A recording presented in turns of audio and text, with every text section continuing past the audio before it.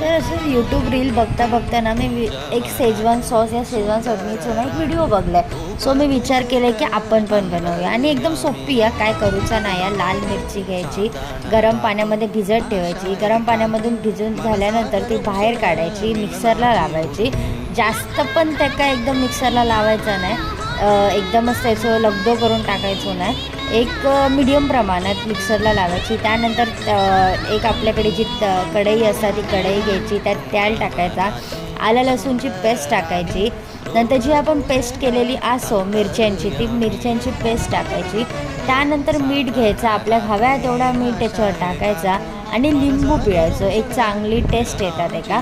लिंबू पिळून झाल्यानंतर सगळं मिक्स करून घ्यायचा आणि त्या मिक्सिंग झाल्यानंतर टेस्ट करून बघायची, ती टेस्ट कशी लागतं काय लागतं. कारण की ही चटणी जी असतात ती 1-2 महिने